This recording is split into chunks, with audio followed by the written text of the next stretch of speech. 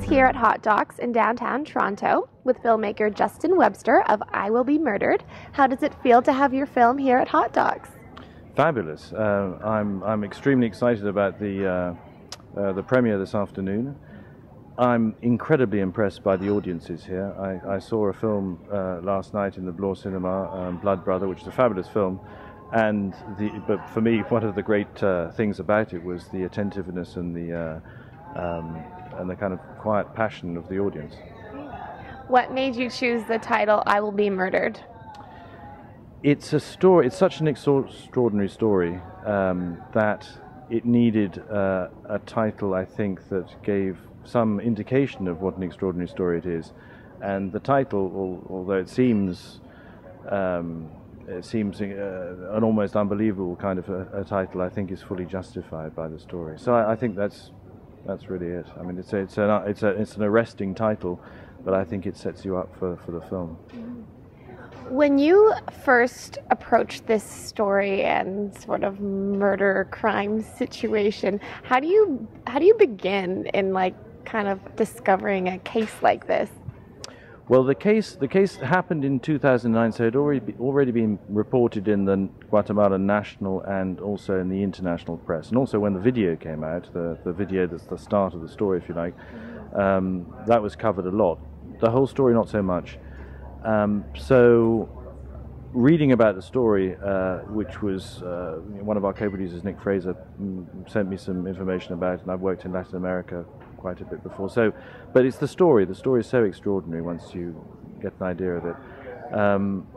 Then actually how to go about it is how to tell a story like this. And that was a voyage of a year and a half, and it started with making contact with the people who would be most important in telling it, like Carlos Castrosana and Eduardo Rosenberg.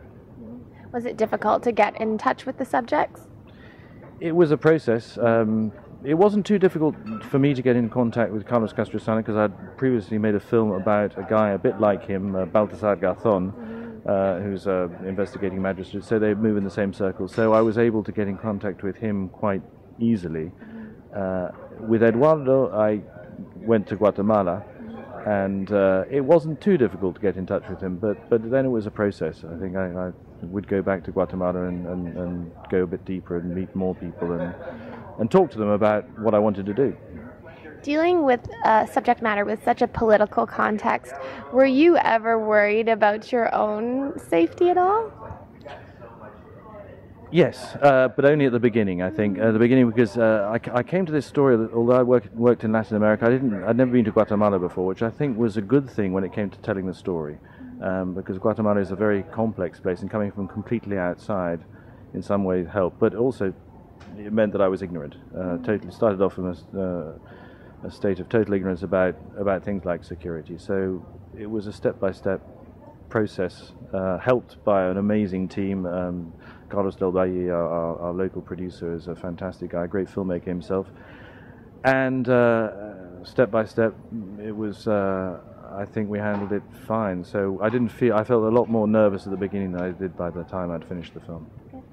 And you have sort of a surprise ending. I don't want to give it away, but tell me a little bit about as much as you can about the ending and sort of your response to it as you were making the film. Sure.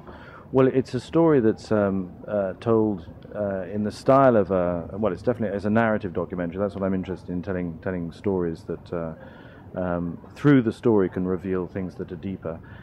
And in this case, there are many twists and turns to the story, and the way in which it's told, I think it makes it easier to understand than if you try to tell it all at once.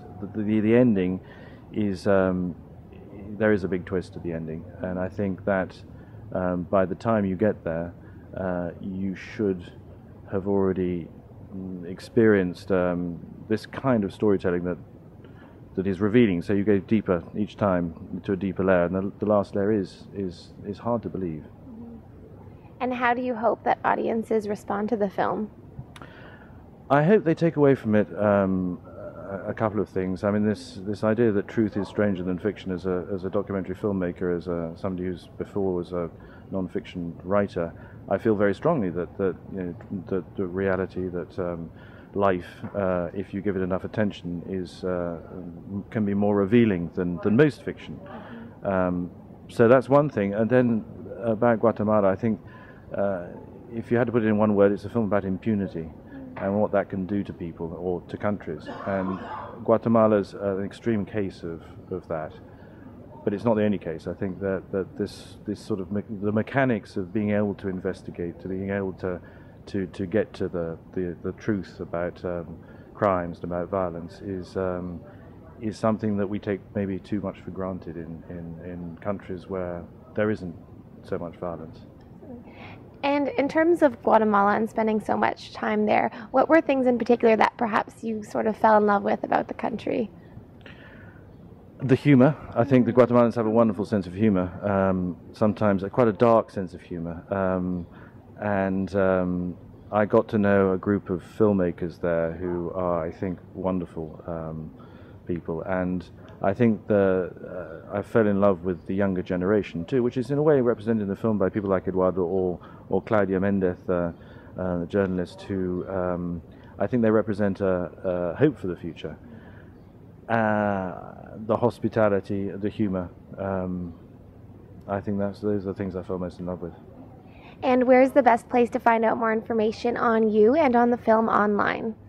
We've got a website, which is iwillbemurdered.com. There's quite a lot of, we've got a Twitter account, so that's, I think, what else? I think, yeah, we've got a website for the production company as well, so our past films are up on that. So I guess that's probably the easiest way. Thank you so much. Congratulations, and best of luck with the film. Thank you very much. Pleasure. I'm Katie Uhlmann reporting for Katie Chats here at Hotdocs in downtown Toronto.